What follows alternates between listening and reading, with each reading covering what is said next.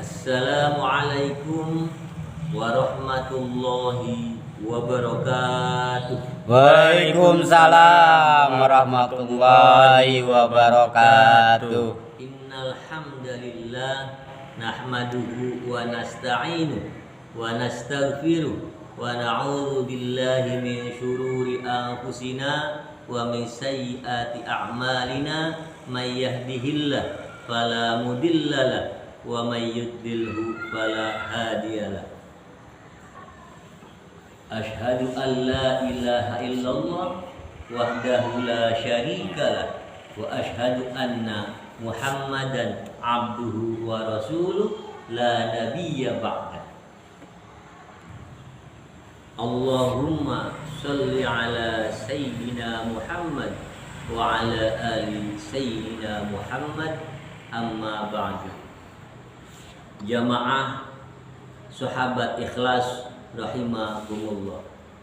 Pertama-tama marilah kita panjatkan puji dan syukur kita kepada Allah Subhanahu wa taala yang telah memberikan nikmat, beribu-ribu nikmat kepada kita sehingga kita dapat hadir di tempat yang mulia ini. Sholawat dan salam marilah kita curahkan kepada baginda Nabi besar Muhammad sallallahu alaihi wasallam. Mudah-mudahan pada hari akhir nanti kita mendapatkan syafaatnya. Amin amin ya Allah ya rabbal alamin. Jamaah rahimakumullah, pada taklim kali ini kita akan membahas lanjutan kitab Nasha'ihul Ibad bab sunai, maqalah yang ketiga. Bismillahirrahmanirrahim. Wal maqalatus tsalitsatu, dan maqalah yang ketiga, dauh yang ketiga, nasihat yang ketiga. An Abi Bakr Siddiq radhiyallahu anhu, nasihat dari Abu Bakar Siddiq radhiyallahu anhu. Abu Bakar ini adalah sahabat Nabi, sahabat yang paling utama. Bahkan sahabat Nabi yang bernama Abu Bakar ini ketika Rasul sholat berjamaah lalu beliau berhalangan untuk menjadi imam, maka Abu Bakar penggantinya. Dan pada waktu itu juga dijadikan sebuah dasar untuk mengganti khalifah. Ketika Rasul wafat, maka diganti Abu Bakar. Dasarnya adalah ketika Rasul tidak berjamaah karena udzur, penggantinya adalah Abu Bakar menjadi imam sholat. Maka ini perlu dicontoh. Ketika memilih seseorang, maka yang dijadikan dasar adalah agamanya. Sekelas khalifah, sekelas raja dilihat daripada sholatnya. Apa nasihat dari sahabat Nabi yang bernama Abu Bakar ini?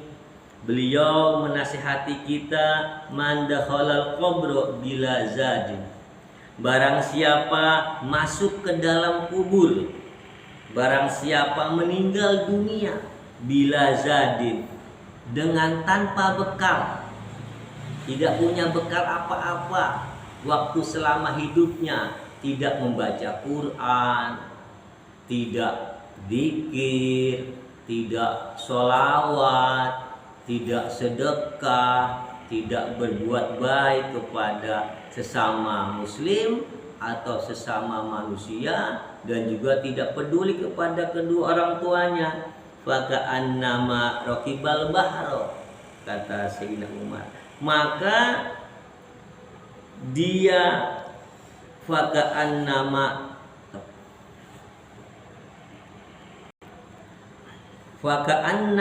raqibal bahro bila safinati, maka seperti raqibah, dia masuk al-bahro pada laut, bila safinatin, dengan tanpa perahu.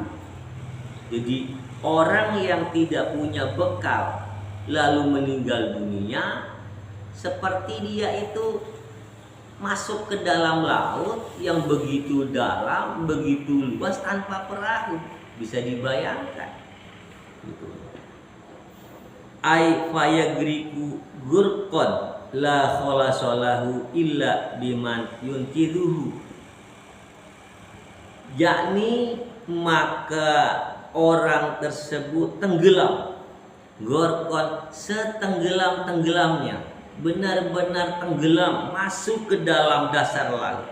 La khalasa, tidak selamat dia, lahu baginya, illa kecuali biman yunkiduhu, dengan orang yang dapat menyelamatkannya. Jadi orang yang tidak punya bekal selama hidup, mati, dia tenggelam, menderita dia. Tetapi bisa diselamatkan dengan orang yang mampu menyelamatkannya. Siapakah dia? Anak kita.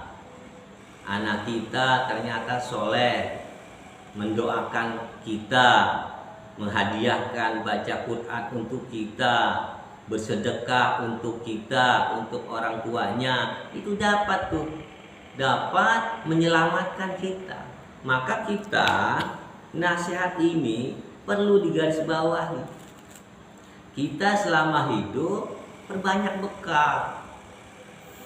Sholat jangan sembarangan, taklim ditekuni, sedekah dibikin serius, menyayangi kedua orang tua dibikin konsep, ibadah itu dibikin konsep, teratur. Sama seperti kita mencari uang, teratur, bangun pagi, berangkat pagi, pulang sore, bahkan di rumah pun konsep pekerjaan. Ibadah juga seperti itu harusnya, sehingga ketika kita meninggal kita punya bekal, perahu. Nah, perahu ini kan ibarat bekal. Kalau bekal kitanya banyak, sholatnya rajin, berjamaahnya rutin, maka perahunya juga nggak sembarangan. Bahkan bukan hanya perahu, bisa kapal besar sekali, nyaman kita ketika mati, banyak bekalnya. Nah, seandainya kita punya anak soleh, lebih enak. Karena apa? Kita dibantu oleh anak kita dengan doa-doanya, dengan amal solehnya. Makanya kalau punya anak, diajarkan ilmu agama, diarahkan ilmu agama agar mengerti tentang ibadah. Jangan sembarangan, karena anak inilah nanti yang dapat membantu kita. Ketika mati itu tidak ada yang membantu selain daripada amal jariah kita dan anak-anak kita. Ketika hidup nggak punya harta, gampang bisa minjem ke tetangga, minta bantuan ke saudara. Tapi kalau sudah meninggal, tidak ada tetangga itu, tidak ada saudara itu, kecuali amal-amal soleh yang kita lakukan. Maka didiklah anak kita, keturunan kita, agar kita dapat diselamatkan oleh mereka-mereka yang selalu mendoakan kita, menghadiahkan pahala-pahalanya untuk kita. Nah, selanjutnya Nabi pernah bersabda, kama qala sallallahu alaihi wasallam, sebagaimana sabda Nabi Muhammad sallallahu alaihi wasallam, mal mayyiti fi qabrihi illa kal ghoriqil mutagawwik. Kata Nabi, tidak ada seorang mayit fi qabrihi, di dalam kuburnya, illa kecuali kal ghoriqil mutagawwik, kecuali orang yang tenggelam. Orang mati itu ya seperti orang tenggelam. Al mutagawwik, yang mencari pertolongan, makanya kan ada istilah kata sedekah jariyah, itulah yang menolong kita ketika kita menyumbang tempat ibadah, mushola, madrasah, masjid, maka itulah nanti yang akan mengalir gitu. Aitolibili anna yugota, yaitu mencari, menuntut, li ayyugota, agar dia ditolong. Makanya yuk kita selama hidup ini carilah bekal. Khudizada kamilan, perbanyaklah bekal yang sempurna. Sholat wajib dikerjakan, sunnahnya kita lakukan, zakat kita keluarkan, sedekah kita juga keluarkan. Agar apa? Agar kita punya bekal di dunia ini, sehingga di hari akhir nanti kita tidak seperti orang yang tenggelam setenggelam-tenggelamnya di laut, yang merasakan sakit, lelah, menderita sendirian lagi. Dari nasihat ini, mari kita perbanyak ibadah kita. Mudah-mudahan kita semua di hari akhir nanti mendapatkan pertolongan dari Allah Subhanahu wa Ta'ala. Itu saja pertemuan kali ini. Akhirul kalam. Wassalamualaikum warahmatullahi wabarakatuh. Waalaikumsalam warahmatullahi wabarakatuh.